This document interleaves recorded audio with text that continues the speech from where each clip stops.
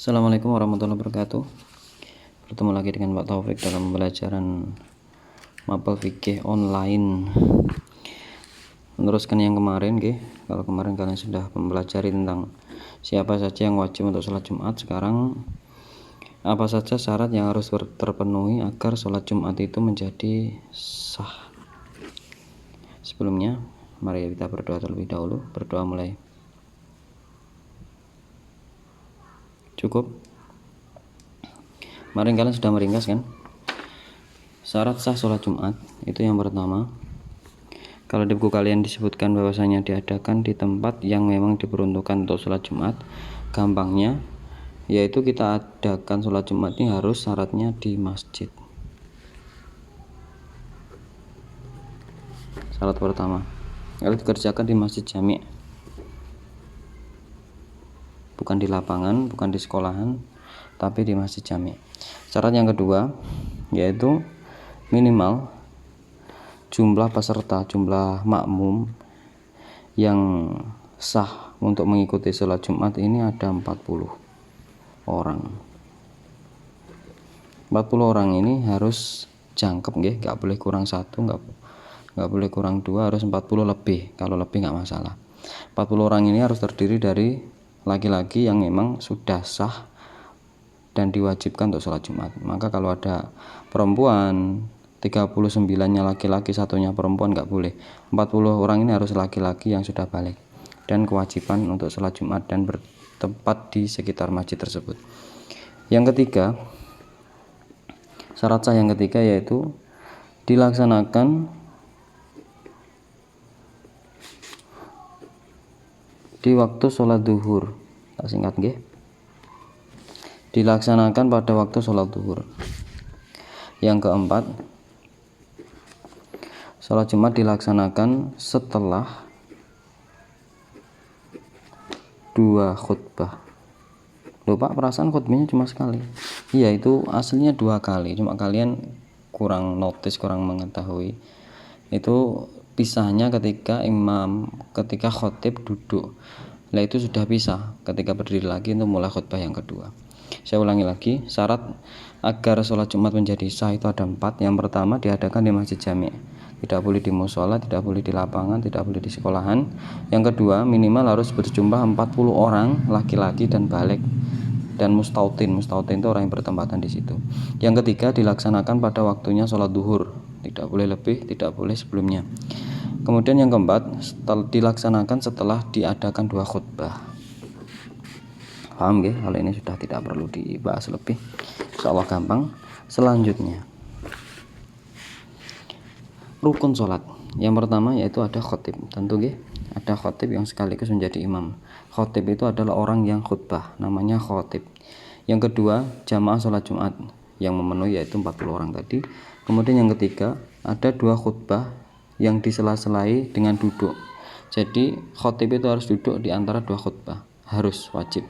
Yang keempat yaitu sholat Jumat dilaksanakan 2 rakaat secara berjamaah. Ini rukunnya. Untuk khutbah ini mungkin akan saya jelaskan secara singkat karena kalian insya Allah tidak akan melaksanakan khutbah, tidak akan menjadi khotib dekat-dekat ini. Nanti akan kalian pelajari di masa depan insya Allah. Syarat-syarat khutbah itu, yang pertama khotib harus suci dari hadas, baik suci dari najis. Kemudian khotib harus menutup aurat, poin yang ketiga. Kemudian hendaknya menyampaikan khutbah dengan berdiri jika mampu, sebagaimana hadis ini kalian baca sendiri. Kemudian yang kelima, pelaksanaan khutbah harus sudah masuk waktu zuhur, tidak boleh sebelumnya. Yang keenam, khotib harus menyampaikan khutbah dengan suara yang lantang keras, boleh pakai mic biar tambah keras. Yang ketujuh, khotib harus duduk di antara 2 khutbah dengan tumakninah.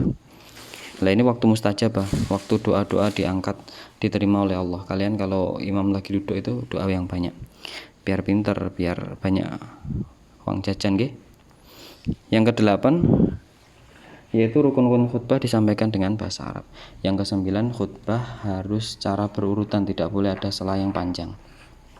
Paham Kemudian rukun khutbah Jumat tidak akan saya baca sendiri Ini untuk sampai sini, hal dari yang poin B ini sampai C kalian baca sendiri. Selanjutnya yaitu amalan yang disunahkan ketika kita menjelang sholat Jumat. Apa aja? Yang pertama yaitu mandi, ya. Walaupun kalian paginya sudah mandi, kalian disunahkan mandi lagi. Kalau memang paginya tidak diniatkan untuk sholat Jumat, mandi niat akan mengerjakan sholat Jumat, pahalanya banyak.